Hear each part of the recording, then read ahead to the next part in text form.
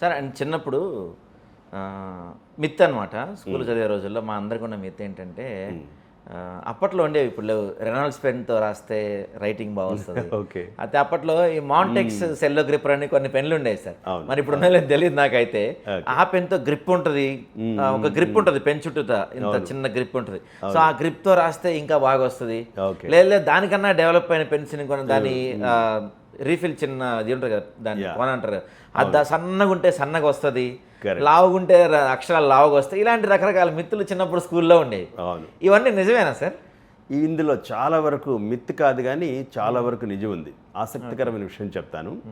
1983లో France నుంచి Reynolds వాళ్ళు ఇండియాకి వచ్చారు. ఓకే. అప్పటి వరకు దారుణమైన, అంటే మన తెలుగు భాషలో చెప్పాలంటే దిక్కుమాలని రీఫిల్ పెన్స్ ఉండేవి. అవి రాయక చాలామంది రీఫిల్ వెనక్కి తిప్పి ఊదేవాళ్ళు, గాలి ఊదేవాళ్ళు. కొంతమంది అయితే ఆ రీఫిల్ని వేడి చేసి ఇలా ఇలా ఇదిలించి రాయడానికి మొదలు పెట్టేవాళ్ళు. షర్ట్ల మీద అంతా పడుతుండేవి. కరెక్ట్. చాలా మందికి ఐ మీద చొక్క పెడితే కనపడక పెద్ద సున్నాలు పెట్టడాలు, బొట్టు బిళ్ళలు పెట్టడం నేను చూశాను. ఓకే. ఓకే. ఒక్కసారి ఫ్రాన్స్ నుంచి రెనాల్డ్స్ ఆ బాల్ పాయింట్ పెన్ ఎప్పుడైతే వచ్చిందో దాని గ్రిప్ కూడా చాలా బాగుండేది. ఆ బ్లూ పోర్షన్ ఒకటి ఉండేది, పట్టుకోవడానికి చాలా బాగుండేది. అండ్ ఆ రాయడం కూడా 045 బోల్డ్ పెన్ అంటారు దాన్ని, నాకు బాగా గుర్తు. ఓకే.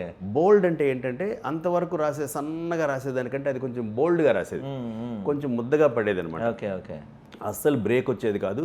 మధ్యలో ఇలా గీత గీస్తే ఆ మధ్యలో ఎప్పుడు బ్రేక్ కనపడేది కాదు. ఓకే. ఆ ఈజీ ఫ్లో, కంటిన్యూస్ ఫ్లో ఉండడం వల్ల 045 అంటే మనకి ఆ స్ట్రోక్ ఆల్మోస్ట్ లైక్ 0.5 mm అనమాట. సో అంత బోల్డ్గా రాయడం వల్ల మనకి చాలా హాయిగా అనిపించేది. ఓకే. అక్కడి నుంచి రైటింగ్ మీద ఆ బాల్ పాయింట్ పెన్ మీద ప్రేమ పెరిగిపోయింది. మీరు చెప్పిన తర్వాత మాంటెక్స్లు కానీ, యాడ్లు కానీ, ఫ్లెయిర్లు కానీ ఇవన్నీ తర్వాత వచ్చాయి. అవును సార్. సో ఫస్ట్ మనకి ఇండియాకు చేరింది ఫ్రాన్స్ నుంచి ఆ Reynolds ball point pen. Okay. అది చరిత్రలో నిలిచిపోయేది. ప్లస్ మీరు అన్న గ్రిప్ చాలా మంచిది.